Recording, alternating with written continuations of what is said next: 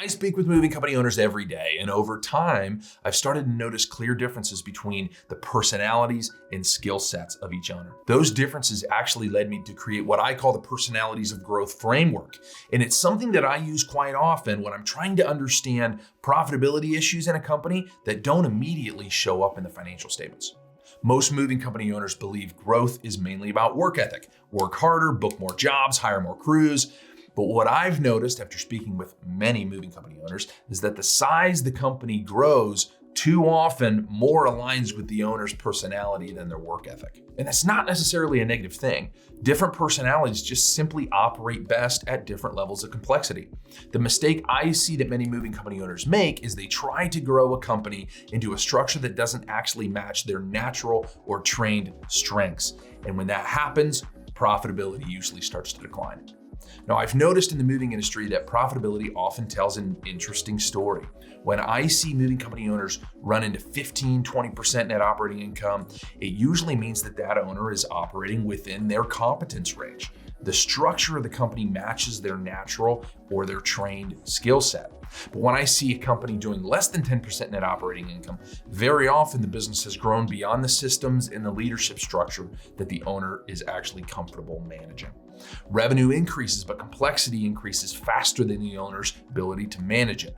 And that's where this Personalities of Growth framework really becomes useful. The first personality that I see very often in the moving industry is what I call the operator. Now, operators are extremely good at running the fundamentals of a moving company. Okay, they're excellent at running crews, training movers, solving problems pretty quickly, right? They're good at handling customers, multitasking a ton of things throughout the day. And these owners are often really hands-on in their business. Great things, right? They're really comfortable with working directly with the team, and they take pride in that operational side of the company, okay? Businesses run by operators often grow to around $1 to $2 million in annual revenue, okay? Still something to be very, very proud of. When they stay within that structure, these companies can actually become incredibly profitable businesses. There's nothing wrong with building a $1 or $2 million moving company if that's the structure that fits your strengths, okay?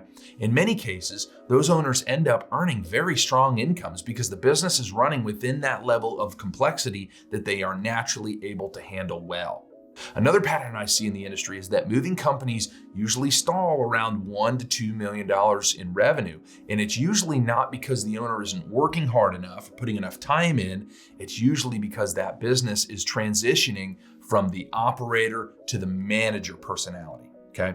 At that point, the company becomes too complex for one person to just run it directly. You need the systems, you need the delegation, you need the people making the decisions that used to be made by the owner.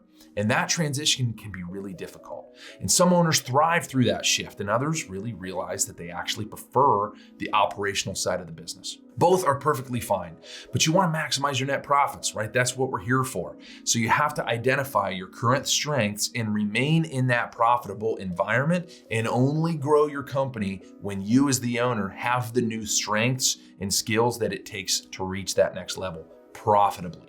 The second personality that I see in the moving industry is what I would call the manager. Managers enjoy building and leading different teams. They like developing the systems. They're really comfortable in training sales staffs, dispatchers, and office employees, right? More than just an operator. These owners, these managers still understand the operational side because most of them started on the trucks, right? But their long-term goal is to build a team that allows them to step into more of a managerial role. Companies run by strong managers I have seen often can grow into that $3 or $4 million range. But even here, I see another ceiling appear because the managerial skills that it takes to get a moving company to reach $4 million is not the same skills required to take a company to $10 million, because the next stage requires an entirely different skill set. The concept that becomes extremely important at that stage is delegation. And a lot of owners misunderstand exactly what delegation means. Delegation isn't just simply letting employees do whatever they want. Real delegation is the concept of trust but verify, right? You train employees quickly and effectively, and you have to give them responsibilities, but instead of just monitoring every task that they perform, you monitor the results of their work. Watching every skill is micromanaging, right? We don't want to do that. And that will kill a manager's profits. But reviewing the outcomes of their work is where the growth really comes from. So setting up proper KPIs, reporting, and review around those metrics is really what keeps a $4 million moving company profitable. The final personality type is much more rare, and they are what I call the builders. Builders have many skills of operators and managers, but they also possess a few different traits. They're really comfortable in delegating responsibility. They truly think long-term, and they realize that every decision that they make will have a long-term effect. They're patient with delayed gratification. That's huge, right?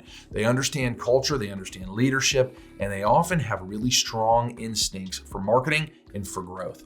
These type of owners are capable of building really large organizations because they can manage managers and produce conviction in their vision, not just build order takers. But very few owners naturally fall into this category, which is why there are very few moving companies that are doing north of $10 million in annual revenue.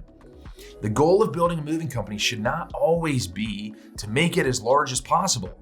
The real goal should be to build a company that matches your strengths and your personality, because when the structure of a company matches those abilities of you, the owner, that's when I usually see the strongest profitability. And that's the idea behind what I call the personalities of growth framework. It helps put explanation behind why some companies grow really easily, seemingly easily, and why other companies stall even in the same market conditions.